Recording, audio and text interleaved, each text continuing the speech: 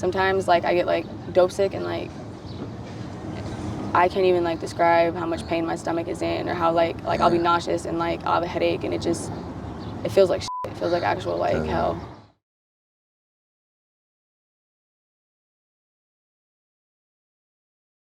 All right, welcome back everybody. We're in beautiful sunny Hemet today. Hemet is in Southern California, about what, an hour and a half from LA? Yeah, something like that. An hour from San Diego, so nice little location. Any nicknames that Hemet has? Yeah, we sometimes call it Hemeth, California. Hemeth? Hemeth. Okay, now I've heard about the meth labs here back in the 2000s. Mm-hmm. It's still going on? I don't know about the meth labs. I know there's still meth here. It was the meth capital of the world, I think. Yeah, it was. I remember they had the biggest meth bust, and I was like, man, it was crazy. I was like, yeah, bro, that's my city, bro. That's your city. Shout out to Hemet. Yeah, for real. But Hemet's not all bad. What are some great things about Hemet? I think the great things about Hemet are some of the people you meet and finding the beauty in the things, you know? Like it's sometimes hard to find like good people and see a bad people, but those good people are so much more valuable when you're in a sea of bad people, you know? Yeah. And like it's like gems, like just like these little gems. You got a casino over here too, don't you? A couple casinos? Yeah, we do have a couple casinos. Yeah. Yeah. You got the Saboba? Yeah, Saboba. The Saboba. You go there? I've gone a couple times. Both times we hit. So. What? How old are you? How old was I when I went? No, how old are you now? How old am I now? I'm 19, but I was 18 when I went. Okay. You're 19. You were born and raised in Hemet, huh? I was born in Riverside, but I was raised here. Yeah. Oh, Riverside County, same. Yeah, same difference. Yeah. What was Hemet like growing up? Like, what were you listening to? What did you do for fun? Growing up was actually pretty nice. I grew up in a Christian household, so I listened to mostly Christian music. Okay. Listened to Taylor Swift and Hannah Montana, only exceptions.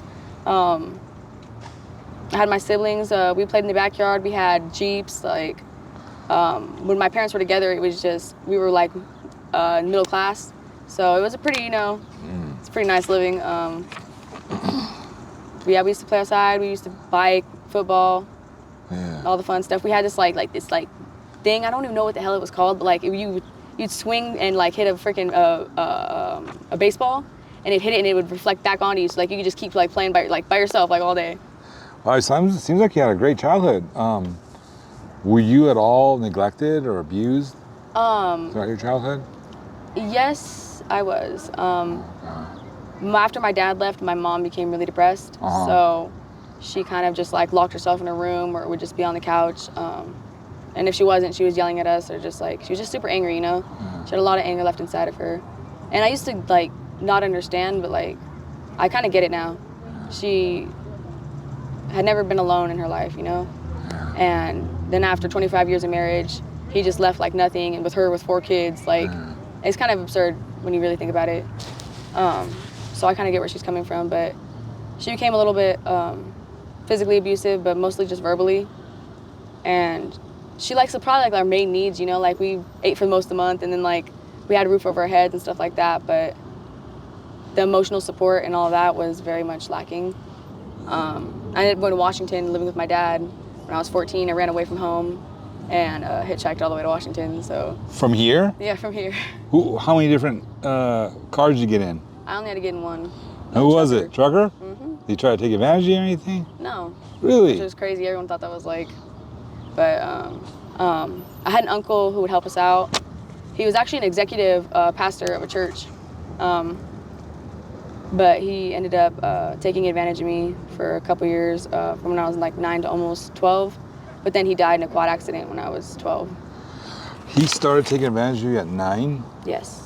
What did he do? He just started gaining your trust and then slowly? He actually started getting my trust from a lot younger than that. Okay. He was there when I was adopted. He'd been a part of our lives for like a long time, but he didn't start like, okay, I found out later that I was groomed. Like there was little things that weren't normal, and like I just kind of brushed them under the carpet, you know, and I didn't really, because I didn't know, you know. Did anyone suspect anything? Did anyone suspect that he was doing anything? No, no one knew anything until I blew up and told my mom, because she had found my phone and I was texting boys, and like she started telling me all the terrible things that happen to little girls that text boys, and I was like, you don't even know, it's already happening to me. And that was, yep. So you think that he was like, he kind of made you sexualized doing that to you? Yeah, I think definitely. very much so, because it gave me like this like anger and hate towards men, but all those also like people like tend to tell me like I'm like super sexual or like I'm this or that, and I'm like super unaware of it. And it's just because I don't like to think about that. Like my dude will always tell me, he'll be like, you need to think about how guys think or what guys are thinking, and I'm always like, bro, like I can't do that. Like I will literally never ever come outside again. I'm so sorry about what happened to you. Did you get counseling for all this? I did. I've been in and out of therapy for like 10 years. I've had 2 good therapists that really helped me, so.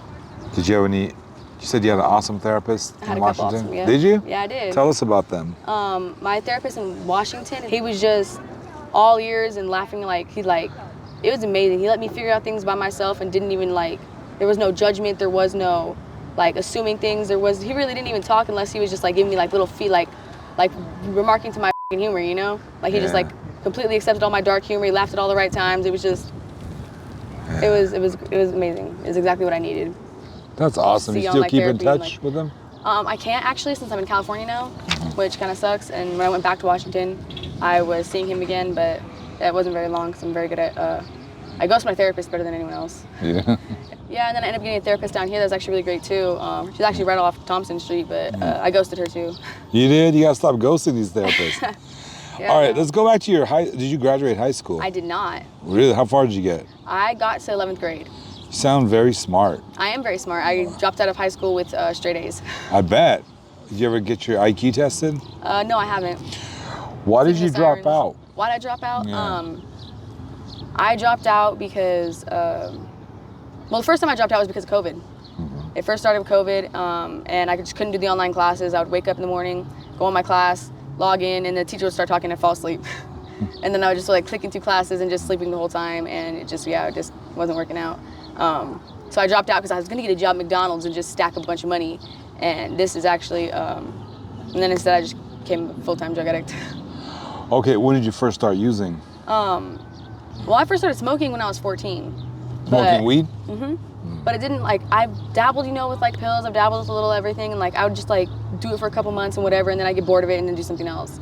And I've always been like that. I've always just been able to stop and just like, I've never had like, you know, withdrawals, none of that until I was 16. I met a boy, and when COVID hit, before I moved to Washington, all the sleeping and all that crap, I was down here, and we ended up being homeless together.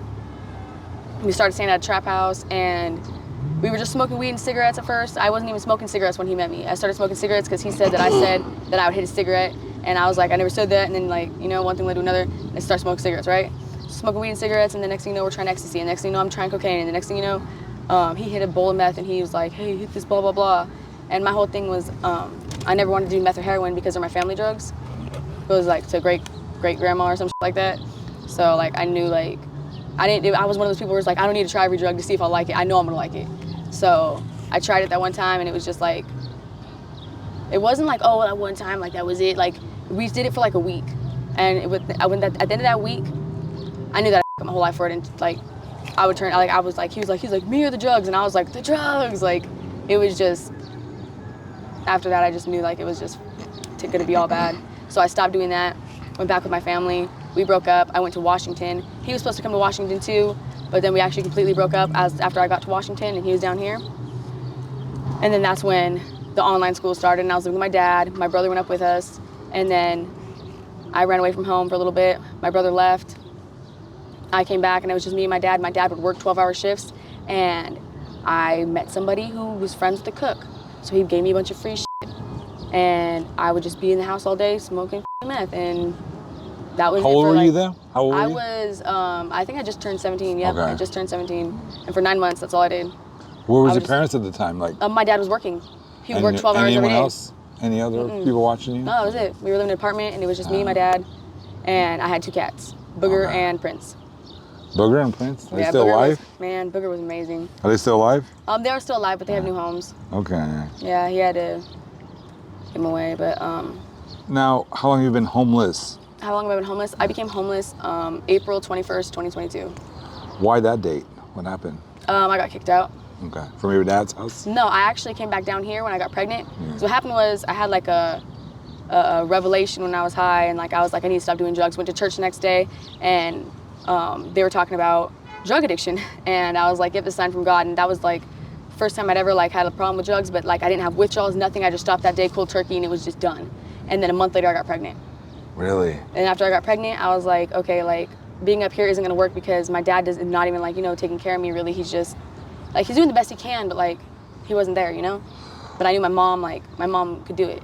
So I called my mom, let her know I was pregnant. She said, man, I said you could never come back, but this is like, you know, like this is your last chance. If you leave, that's it, you know?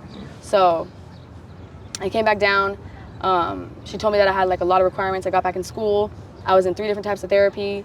I was trying to just do everything right, you know, like for my baby and to show the doctors that like I was gonna do everything right because I'm bipolar, you know? And they told me that it was an automatic CPS call when my daughter's born just because I'm bipolar. So. Wait. Just because you're bipolar? Yeah, that's what my doctor told me. She Okay. said, like, because we told her that I was bipolar. I don't remember why we told her that, but we told her, and she was like, okay, well, when the baby's born, it's an automatic CPS call. The reason why is because most people can get, like, bipolar, postpartum, but bipolar people can get postpartum psychosis, where instead of just depression, it's psychosis, which is, like, a lot more dangerous for the baby and yourself. You think you're wasting your life away with all this talent you have and intelligence? Yes. What do you want to be really doing? I want to be with my baby. Okay. Where's your baby? My baby's in Val Vista with my mom. Okay. What's Val Vista? Val Vista's the city right over. Okay. Yeah, right next door. You're so young. You think you can snap out of this? I mean, yeah. I actually went to rehab, like, I went to discipleship, not actual rehab. Set free in like Elsinore. Right. A couple months ago, and was sober for like a little time there, but I relapsed. That's a part of it. Huh? That's a part of it. Yeah, I know. I shouldn't have came back to Hemet, to be honest. I came back here to be with my daughter, you know, and like, I didn't realize how much of a trigger it was going to be. I didn't realize how like unprepared I was. I didn't realize how unequipped I was to be out here and like just being back in the like, you know. Do you know anyone that's broken the chains of addiction? No. Anyone that's living a good life that was using before heavily? Not. No. No. But you have people that are personally. sober around you. Yeah, I've had people that like are sober around me. I've had people that like that might be a friend of a friend who like broke an addiction, or like people like, you know. Like, Is your like, mom you know. sober?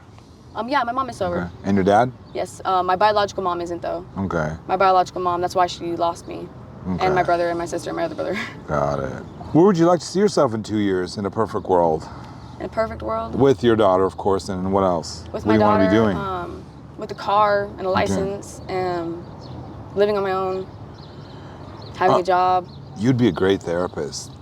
Oh man, or a counselor. You know that? Yeah. Is that something you're interested in? I used to be, but like I don't really think I can handle it because I don't know how to separate people's problems from my own problems, and it just kind of like I get like really overwhelmed and stuff. What's the rehabs around here in Hemet? Where can someone go for help? Honestly, I'm not entirely sure. Yeah. I actually, that's one of the reasons I feel like my church actually helped me leave to get sober, but I feel like that's one of the reasons they had me leave is because if I was in Hemet when I was trying to get sober, I would have left. Yeah. Like there were so many times I wanted to leave like Elsinore, but I didn't know how the hell to get back to Hemet, so I just didn't. I just kind of stuck it through. How far is Lake Elsinore? I really don't know how far it is. I just know that it's far enough. Okay. It's like probably like an hour maybe away. Yeah. You have a driver's license? I do not. I've only driven a car like 3 times in my life. Okay. Have you ever worked the streets as a prostitute? I have not. Okay. Was there a time when you were close to doing it? No. Out of desperation or anything? No, I never got that desperate. Okay. How does the withdrawals feel when you don't have your fix? Sometimes it's just like I'll just get like, you know, tired and be hungry and whatever and just go through that, but sometimes like I get like dope sick and like I can't even like describe how much pain my stomach is in or how like I'll be nauseous and like I'll have a headache and it feels like shit. It feels like actual like hell. So, Once it was actually so bad, I didn't know what was going on. It was the first time I ever got dope sick. We called an ambulance. That was the first time I ever like had an ambulance, but like they didn't really do anything, so I just like left and like I ended up finding out that it was just. Yeah. Are you in a relationship right now? I am in a relationship. Are you? Is that Yes. the young man that I saw? Yes. Okay, how long you guys been together? We've been together like a couple weeks before I became homeless. Okay. So you guys are strong? Strong relationship? I don't really know anymore. We were gonna get married and then like that fell apart after I relapsed because we both got sober. You both got sober? Yeah, and then I relapsed and then he relapsed and then we ended up back out here. Can you, Frankie, describe a 24-hour day for you? I don't really know. Like, I can't explain it, but like all the days kind of merge together, and I don't really know like what happens in a day. Sometimes it feels like nothing happens at all. All I really remember is being angry. I cuss a lot, to be honest. You haven't cussed yet? I know that's because like, man, it's messed up. I'm like nice to everyone except for my boyfriend. Looks like a nice guy. He is a nice guy too. He's a great person. It's just I'm just not that great of a person. So it just merges all together. You just Yeah, it all wake merges all up together. whenever. How many days have you gone without sleep? I actually, this is gonna sound crazy, but I pretty much sleep every day. You do? Because I get burnt out really fast. Like I'm just one of those people. Like I just can't be up for 2 days because you'll think I've been up for 5 weeks. It's crazy. I look terrible after just a couple days of no sleep. But You get propositioned out here? what do you mean? Like guys hit up on you? Like, Oh my gosh, like All the that's time, like, don't they? all the time. It's like, do you need a ride? It's like, where am I gonna need a ride to? I have a shopping cart, bro. what's the worst thing that's happened to you out here? I really haven't had anything bad happen to me out here, and I think it's just because, honestly, it's God. Yeah. It's all God, because I've heard, man, there's so many women out here, and I haven't met one woman that something hasn't almost happened or has happened, you know? I'm just so blessed and so protected. On top of it, too, I have, like, my boyfriend. A lot of single women, like, it's dangerous being single out here. It's dangerous. I used to hang out in Hemet years ago in the 90s. It's changed, and I've did some research on Hemet. It's become more violent. What's someone's thinking about moving to Hemet? What's there to do here? Throw your life away. Tell me more. Honestly, I think Hemet used to have like a really good rep. It was just supposed to be like a seniors place, you know, like even some like movie stars my mom used to say lived here and all kinds of stuff. Oh, you yeah. know? There's even like Hemet mansions and stuff, and it's like, it's crazy. But like they started dropping off the jailbirds not too long, like, well, actually it was like a couple years ago that they said they stopped, but I saw a prison, one of those prison buses like months ago. But like I was like, oh, okay, But they used to drop them off literally at Del Taco. Did They they? would just empty the whole bus, and it would just be like a whole bunch of prisoners just like emptied out on the lot, and it was just like, that's when it really started getting like more like bad. And you know what's crazy too? When I went to Washington when I was 14, it was mainly like Mexicans and like white people out here. And then when I came back when I was almost 16, Yeah. and I went to Val Vista, for the first time ever, I saw black people out there. In Hemet? And no, in Val Vista. Okay. There was black people in Hemet, but it wasn't really like a whole lot of them. It was like on a certain side of town, you know, you'd get a couple, but it wasn't like, you know. Yeah, when in the 90s it was predominantly white, Yeah. and I rarely saw any blacks or Mexicans. But now it's like 50-50 probably. Do you think you've lost yourself in addiction? Yes and no. Because I feel like I can still come back from it, but I feel like part of my problem is like, I don't have a sense of identity. One of the things my newest therapist had told me like was that I have identity issues. Because every single time I'm like, no matter who I'm with, I'm like a different version of myself. Like I never have a like significant like, this is who I am, this is who I am whenever I meet anybody. Like I change no matter who I meet. And I can't even like mix friends, or like if I had a birthday party, I wouldn't even invite all my friends because I wouldn't know who to be. That's very interesting. So You got a great therapist. Is that the new one that told you this? Very she interesting. has a book and all kinds of stuff. Really? That's amazing. And then now it's like, because I'm not doing any of the things that I like doing or used to do or anything, because becoming homeless, like, okay, when I wasn't homeless, I was agoraphobic. I didn't leave the house, like, unless absolutely necessary. I used to literally break down if my mom sent me to Stater Brothers by myself. So, like, being homeless, it, like, completely just, like cracked open this whole exposure of, like, I'm, like, always having anxiety. I'm always freaking overwhelmed. I'm, like, sometimes I just get tired of people looking at me or being seen, and, like, there's nowhere I can hide. There's nothing I can do about it. I just have to just deal with it. I don't feel like I belong anywhere, you know, like, you feel like my class of, like, who I am, like, I don't even feel like I belong in stores half the time.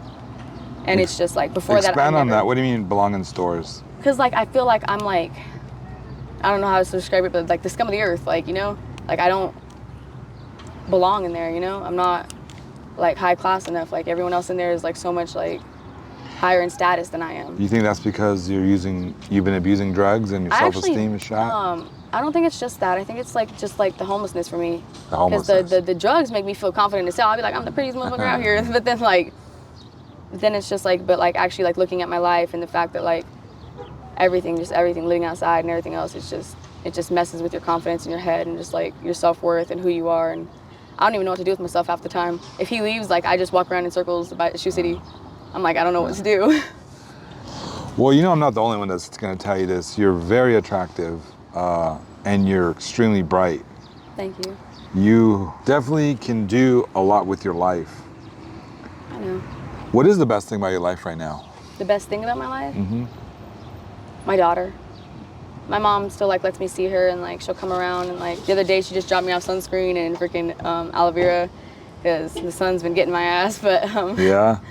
I got to see my little baby girl, and she just like she makes it just all go away. It just all like melts into like nothing. Is the father in the picture? No, he's not in the picture. Okay. When I was pregnant, I ended up telling him, and he just said he wasn't ready. You know, he was too young, and we weren't together or anything. So. Yeah. What's your most cherished memory as a child? School. I wasn't really a grateful kid. I kind of grew up with this like hate from my parents. I was traumatized when I was really young before I was adopted.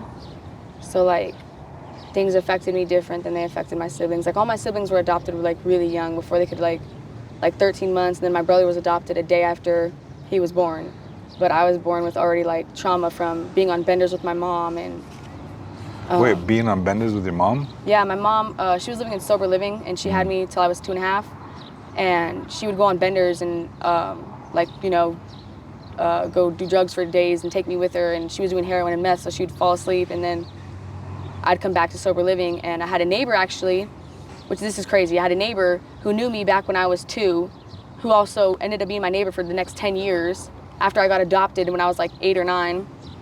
And then we ended up finding out that I was like that same person, like when I was pregnant. But yeah, my mom would go on benders and she'd take me, and I'd come back and I'd be covered in bruises. Is she sober now? No, my mom. Okay. My biological mom is not sober. My adoptive mom that has my mom, that has my baby, Yeah. she's sober. Got it. But my biological mom has been on drugs since God knows when and has never stopped. She's like 39 now and still. You guys don't keep in going at touch it. or anything? I reached out to her when I was in Washington, but we never met and we could never make it happen, and she just can't keep it together very long. Like she'll try and she'll get it together for like a week and then it'll all just fall apart again. You're a deep thinker. When you're out here, what do you think about? Honestly, I kind of learned how to turn my brain off. Yeah? Yeah, because like thinking just like, it just makes me depressed. Like I'm actually really like negative. How do you turn your brain off? I just do this thing where like I can, like, it's almost like meditating. Like meditating is focusing on your senses, you know? And what I do is I just focus on what I'm looking at. So I don't have any thoughts or any like, you know, it's just, I see a tree and that's all that there is. There's just a tree in front of me. So you don't go through deep thought throughout the day or anything like that? No, oh my God, no. What do you do for fun? I mean, do you have any hobbies like drawing or writing music or anything like that? Yeah, I typically write. I write a lot actually. I've gone through like several notebooks since I've been here. Yeah, what do you write about?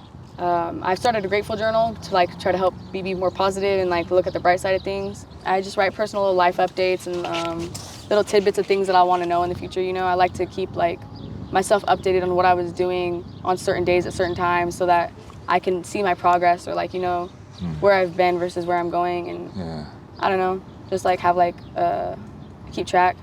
How about some fun questions, Frankie? Okay. What's a song you don't get sick of listening to? A song? I haven't listened to music in a long time, but anything Christian. Okay. I just love Christian music. Awesome. So you're religious, obviously. Yes. I always have been. I was raised Christian. The first thing you need to go into rehab or go into recovery. Yep. Yeah, I think you can do it. What animal are you, girl? What animal am I? Yeah. Probably an octopus. Why are you an octopus? Because they're intelligent and they're just like, I don't know. I just love them. They've been my favorite animal forever. So. They are and cool, they're just super intelligent. You have any special skills or talents? I don't really know anymore. No? No. What brought you joy back in the day before you got into drugs? Before I got into drugs, Instagram. Oh my God, I loved Instagram. I love just taking pictures. I love taking pictures. That's the thing, photography. Don't you want to go back to those days? Not really. I was actually really shallow. Yeah. Like I was able to see things a little bit different being brought into this life and how I was before. But like that's also where like my identity kind of got lost because now it's like I don't know who to be or what to do with myself. But I just want to find like a real meaning, you know, like a real reason to live or a real, like my passion, I guess. I'm really good at math. That's Are you? Too. I'm really good at math. Love math. How far did you get in math? Algebra 2, I think. Yeah. Do you feel lucky you're living in America though? Oh, hell yeah. Do you Oh, know? yeah. Oh, you do? Oh, yeah. That's the first time I heard a young person say that. Well, that's because young people not don't grateful. realize how great America is. They don't realize how much freedom we have and how many rights we have and how, like you know, like no one's ever been to another country or like seen how bad it really can be, you know? You ever heard of Afghanistan? I have. That's all me. And the thing That's where I is, was born. Yep, that's crazy. I feel like, yeah, America, like 100%. I always I talk about that all the time too. Yeah. 'Cause it's like people really don't. They're not grateful because they don't have no idea how bad it can be. Mm-hmm. So they think their little problems are like the end of the world, but they're really not. Yeah, so take advantage of it. You know, get clean. If someone's out there wanting to assist you, not just financially, but with other means, you know, guidance or whatever, do you have an email you could share with us? I do. hannahsredeemed@gmail.com. But you're not Hannah. Legally, I am. Oh, okay, got it. What's your favorite color? My favorite color is pink. Yeah, why? It's just perfect color. If a genie gave you 3 wishes. If a genie gave me 3 wishes, I would want a grateful attitude, unlimited money, and a book with all the knowledge in the world. What's your favorite book? My favorite book, the Bible. If you could go back in time to any date, what would that be and why? January 1st of this year. Okay, why? Because that was the day I got baptized, and it was a couple days before I left rehab, and I should have stayed. I came back to marry my dude, and instead it just all fell apart. And if we would have stayed, I think it would have been more solid, and we actually would have made it through. All right, Frankie. Any questions that you wish I would have asked you that I didn't ask you? You never asked me if I was with a girl before. Oh, were you with a girl before? I haven't been. I've considered it. I actually made out with a girl once. Wait. You made out with a girl, but you didn't go all the way? No, I didn't. Okay, that's cool. I mean, yeah. to each their own, but why didn't you? Because I just can't go to hell for that. Like, So that's the craziest thing you did? I guess, yeah. I don't really do crazy stuff. I mean, drugs is probably the craziest thing I did. How does God view that you do drugs? I mean, I know he's not happy about it, but I also know that he's got grace, you know, and forgiveness, and He's a forgiving God? He's a forgiving God, yeah. He's a caring God. He's a loving God. Have you ever killed somebody? God. I have not killed somebody. Have you killed an animal? No, I've not killed an animal. I kill bugs. You kill bugs? I can't even kill bugs. I used to be like that too. I used to save flies that my mom would try to flush down the toilet. You know that comedian said that he saves, that comedian Vaughn something, Theo Vaughn, have you seen him? I have not. He says he picks up snails and he saves them 3 days of Traveling. When did you start killing bugs? I started killing bugs after I became homeless. If you come into my living zone, you signed a death penalty. There's a death penalty, bro. I'm sorry. Yeah. And if you're an ant or a cockroach or a black widow, I'm sorry. It's just I can't do it. Yeah. I just can't. So you start killing these bugs, huh? Yeah, there's just little man. But foxtails are the real man. Foxtails are from Satan himself. I hate foxtails. I'll sit there and cut foxtails just to get them the hell out. Man. Yeah. I hate foxtails. You're a really cool young lady. I'm so glad I met you. Glad I met you too. I'll be checking up on you, okay? All right. You have my information, and watch out for messages on your email and stuff, okay? All right. God bless you. You're so young and have so much life to live. You're so articulate as well and very pretty. Wish you the best, okay?